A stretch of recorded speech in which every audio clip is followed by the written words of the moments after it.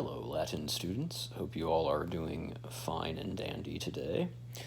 We are going to talk a little bit about the end of the Roman Republic, and this is a very interesting time period. There's a whole lot going on, so we're just going to talk about just a couple important names and everything to be familiar with, and like I said, there's just loads and loads of different moving pieces here.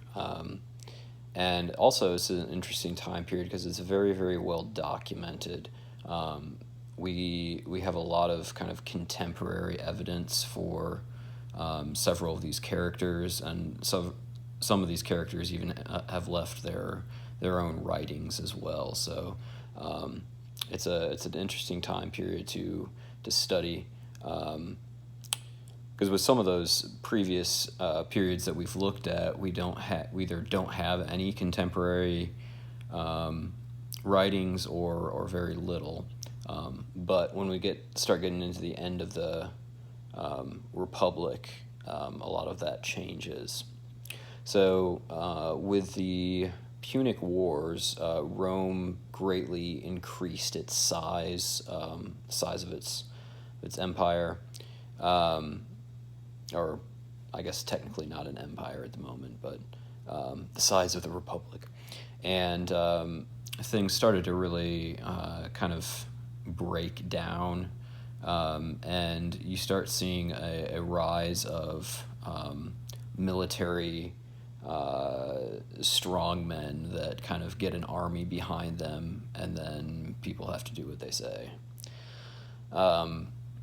Now, one of the first things we see, fairly soon after the Punic Wars, we see there are two brothers that are important to note.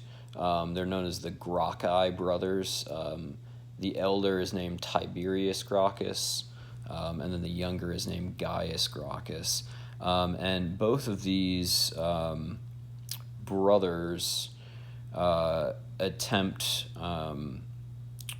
some rather controversial reforms. They are both trying to kind of basically weaken the power of the Senate while helping out the plebes, the common people. Tiberius tried to push for a land reform, basically saying you could only, like the rich people could only own so much land. He also tried a couple political maneuvers as well that were not exactly constitutional. And he eventually was eventually murdered. And then his brother, Gaius Gracchus, also tried to pass some bills, and his workings did not end up so well either. So these two guys that, on the surface, they look like standing up for the rights of the common people, and there was definitely some of that, but they tried to kind of bypass a lot of the legal mechanisms that were in place to get their way, and they ultimately failed and were murdered. And another kind of important event, this takes place just before the turn of the century. This is 111 to 104. There's a fellow named Jugurtha, which is a really fantastic name, in case you're looking for a good name, Jugurtha. And he was a king in Numidia, which is in North Africa. And he killed his brothers, and seized the throne and tried to bribe a bunch of Romans He's just not a good guy. Um, but he was eventually defeated by a fellow named Marius, and you may have heard of Marius before. Um, and Marius defeated the forces of Jugurtha. Marius also defeated a coalition of Germanic tribes in the north, known as the Cimbrian Teutones, that were kind of threatening Rome and her allies. So Marius became very, very famous in Rome, an excellent military commander. Um, and he also, one thing he's really known for is reforming the army as well. Previously, the army was largely made up of like volunteers that had money and land and time. He kind of changed it from a militia force into more of a professional army, standardized training, equipment, that sort of thing. So he was very, very influential in military history for the Romans. And Marius gets elected consul. I think it ends up being like 7 times by the end of his life, including like 5 times in a row, which was very much not legal. But when you've got a huge, strong force behind you, you can do things that you probably shouldn't be doing. So there is a fellow though that ends up going against Marius, and this is a fellow named Sulla, who you may have also heard of as well. And Sulla was another very successful general. He was a little more successful out in the east. And with Marius and Sulla, we actually end up getting a civil war between these two armies. So you get 2 Roman generals kind of both fighting each other. And civil war is always a tragic thing, because it's just something that should not happen in any society. So Sulla ends up leading his forces against Marius, and Sulla is eventually successful. He passes some constitutional reforms and then resigns, and I think he dies fairly peacefully. Marius, however, did not. Marius was killed. So that was one of the first major civil wars, was with Sulla and Marius. Now, after them, there's a famous slave revolt that you have probably heard of, led by a gladiator named Spartacus. And Spartacus led well over 100,000 slaves in a kind of uprising against their Roman masters and everything. Now, a slave revolt is a very scary thing for several reasons. But one of them is, slaves live in your household. They know a lot of your secrets and everything. So if you've got slaves rising up against you, it really terrified the Romans. This was eventually put down, though, by a fellow named Crassus. And Crassus was an interesting character. He was basically, one of the things he's best known for, besides for putting down this revolt, he was just disgustingly wealthy. He is one of the wealthiest men probably to ever live. So he's very, very rich. And he also is going to form an alliance with some other rather important individuals. One of them is a fellow named Pompey, not Pompeii, not like the city, this is Pompey, Pompey the Great. And Pompey the Great is a very kind of exceptional general.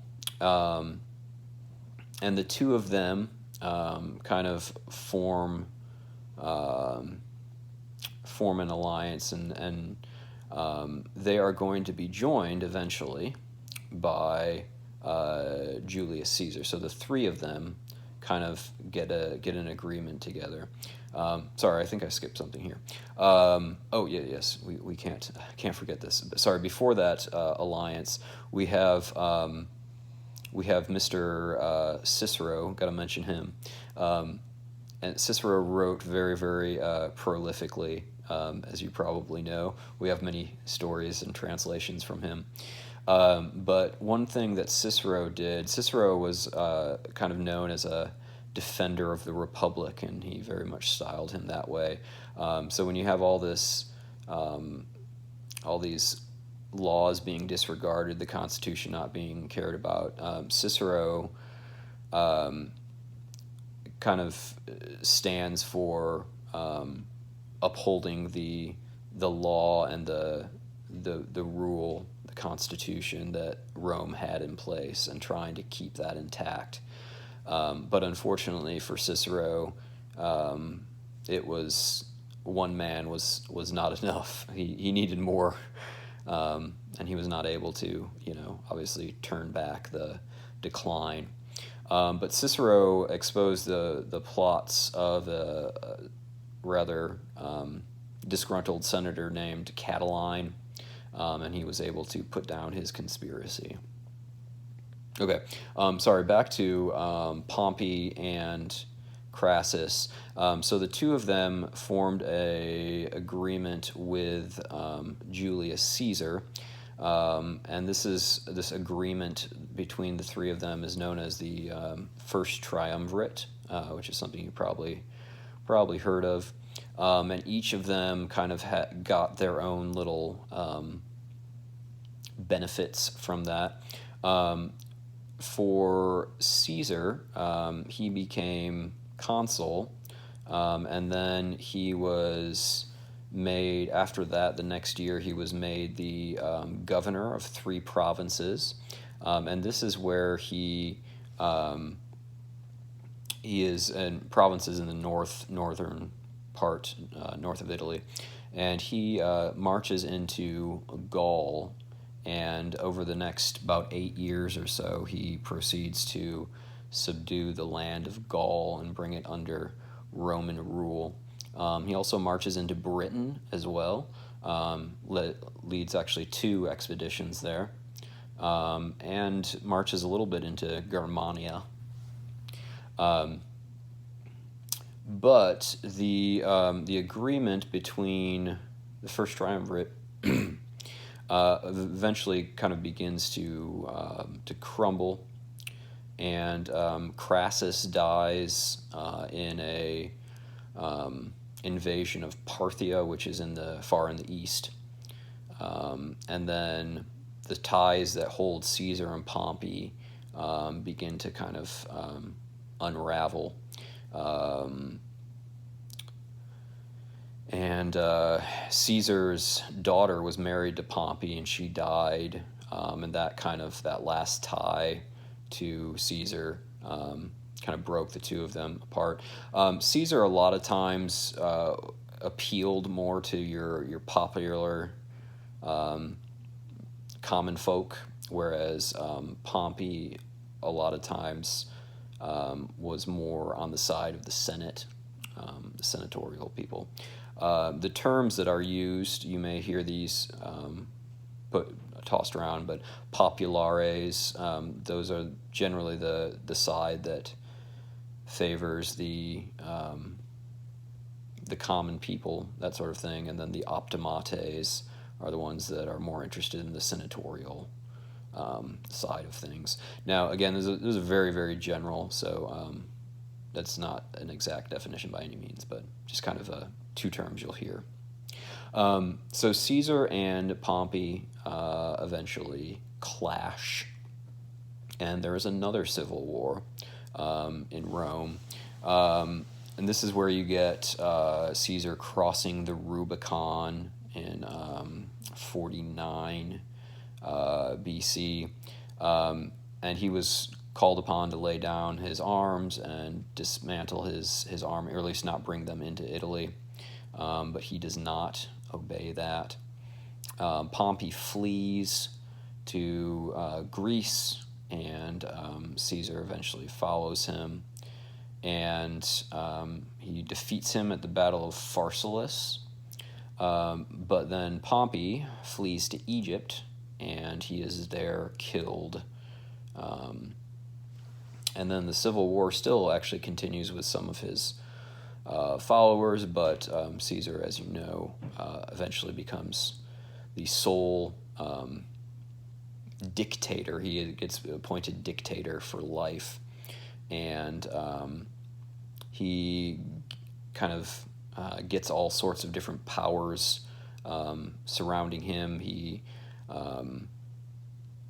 increases the size of the Senate. He adds all these different powers to him, and he basically becomes an absolute ruler in all but name.